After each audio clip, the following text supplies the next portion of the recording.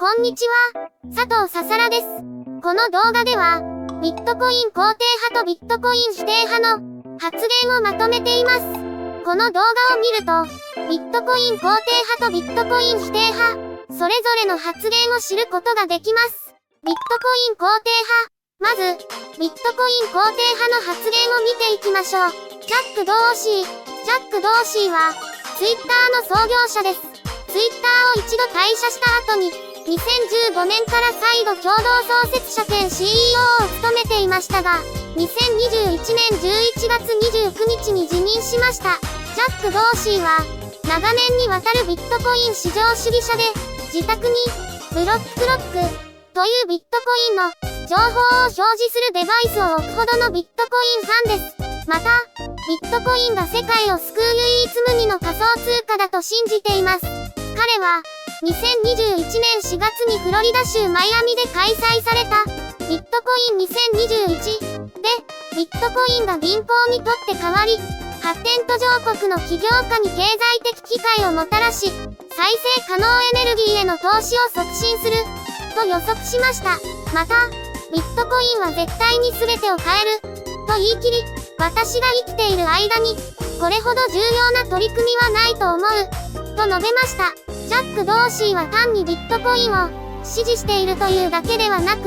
彼が CEO を務めるブロックが運営するモバイル決済サービス、キャッシュアップでビットコインに投資できる機能を作ってたり、人々がビットコインを利用できる環境を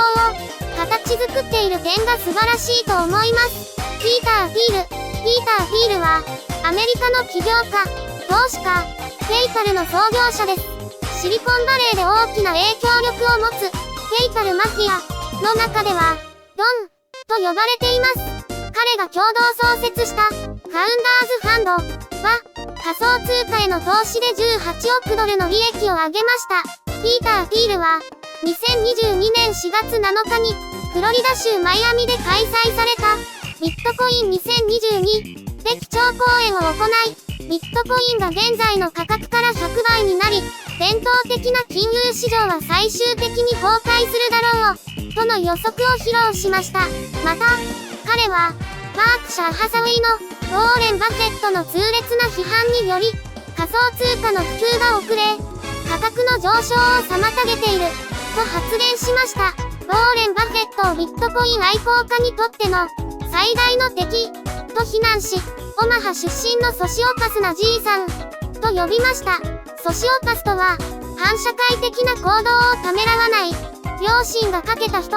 のことです。さらに、彼は、金融における長老支配、の人物として、JP モルガンのジェイミー・ダイモン CEO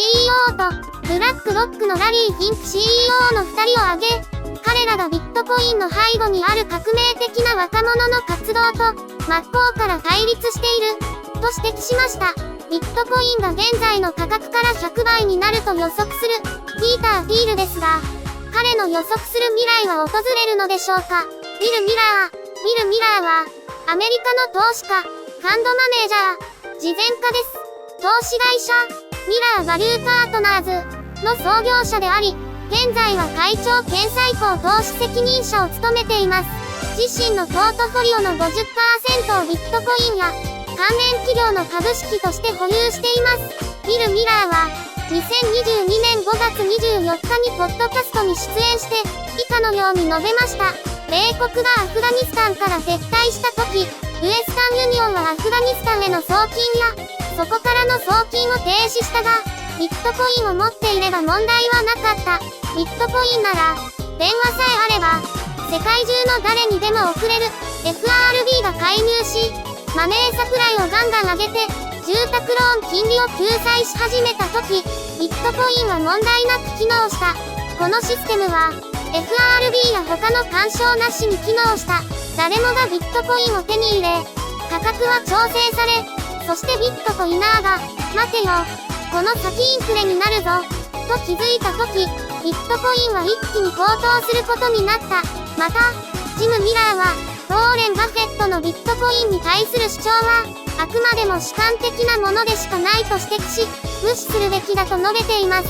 純資産の半分をビットコインにつぎ込むほど、ビットコインに強気なビル・ミラーですが、果たして彼の投資戦略は当たるのでしょうか。ビットコイン否定派。次は、ビットコイン否定派の発言を見ていきましょう。ウォーレン・バフェット。ウォーレン・バフェットは、アメリカの投資家で、投資の神様とも呼ばれています。彼の純資産額は1200億ドルを超えると言われています。ウォーレン・バフェットは、2018年1月のテレビのインタビューにて、ビットコインに対して以下のように述べました。仮想通貨は悪い結末を迎えると、私はほぼ確信を持っている。バブルのようなもので価値を生み出さない。今後も仮想通貨には手を出さない。彼は、2018年5月5日に開かれた、バークシャー・ハサウェイの株主総会に先駆け、CNBC のキャスター、ベッティ・クイックに対し、ビットコインについて、差し素材の未上のようなものだ、と語りました。彼は、2022年4月30日に行われたバークシャー・ハサウェイの年次総会でビットコインに対して次のように述べました。もしあなたが世界中のすべてのビットコインを所有していて、それらを25ドルで譲ると言っても、私はそれを受け取らない。なぜなら、それで何ができるのか。私は結局、あなたに売り戻さなければならないだろう。何の役にも立たないのだから、アパートは家賃を生み出し、農場は食料を生み出している。徹底してビットコインを否定し続けるウォーレン・バフェットですが、いつの日か、彼がビットコインを認める日は来るのでしょうか。チャーリー・マンガーは、ウォーレン・バフェットが会長を務める、投資持ち株会社バークシャー・ハサウェイの副会長であり、投資家です。バフェットはしばしば公に、自分はマンガーをパートナーとみなしている、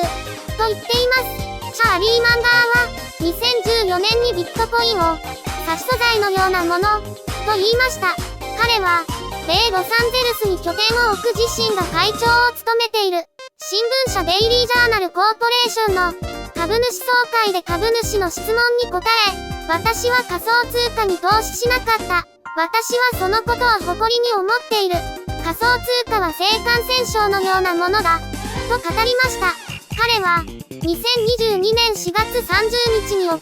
たバークシャー・ハサウェイの年次総会でビットコインに対して次のように述べました。私は人生において、馬鹿げていること、不道徳なこと、他人と比べて悪く見えることは避けている。ビットコインはその3つすべてに当てはまる。ビットコインの価格はゼロまで落ちる可能性があり、仮想通貨は経済システムの安定性を脅かしている。非常に強い言葉でビットコインを非難するチャーリー・マンガーですが、何が彼をそこまでの言動に駆り立てるのでしょうか。ピーター・シフは、アメリカの経済評論家、著作者、株式仲介者であり、現在は、ユーロパシフィックキャピタルの社長を務めています。ピーター・シフは、金の長期投資家であり、ビットコイン乖離派として知られ、ビットコインが100ドルの価値しか持たなかった2013年から、ビットコインがバブルであると語っています。彼は、コインデスクのインタビューに次のように語っています。バブルは人々の心理によって作られる。人々は値段が上がればビットコインに熱狂し、このシステムが本物であると錯覚するとバブルが起こる。値段が上がれば上がるほど、その自信が増しさらにのめり込んでいく。しかし期待感だけではビットコインの機能は向上しないため、近い将来クラッシュするだろう。また、金とビットコインを比較して次のように語っています。ビットコインは金の模倣品であり貨幣としての機能もない。金はもともとの自然に価値が保管されていて、大昔から高級品として扱われてきた。友人や恋人に宝飾品としてプレゼントすれば喜ばれる。しかしビットコインは一部のコミュニティにしか認識されていない。貨幣としての価値は取引先がビットコインを受け付けることで初めて使えるようになるが、使用可能な場所は限定的だ。ビットコイン乖離派として知られるピーター・シフですが、時折ビットコインに対する態度を軟化させることもあり、今後の彼の発言に注目です。まとめ、いかがだったでしょうか。私は、ビットコイン肯定派のジャック・ドーシーに注目しています。今後、ジャック・ドーシーが世の中にビットコインを普及させていくことを期待しているからです。彼はお金儲けのためにビットコインを支持しているわけではなく、ビットコインが世の中を変えうるものだと信じている、ということが彼の言動から伝わってきます。また、私はビットコイン否定派のウォーレン・バフェットにも注目しています。ウォーレン・バフェットは、ビットコインは何も生み出さない、ということでビットコインへの投資はしないと発言していますが、投資という観点からビットコインを見ると、確かにそういう一面もあると思いますが、何かを生み出す、生み出さないという視点を持って、ビットコインを判断するのは、ビットコインの一つの側面しか見ていないような気がします。皆さんはどのような感想を持たれましたか？よろしければ感想をコメント欄に残していただけると嬉しく思います。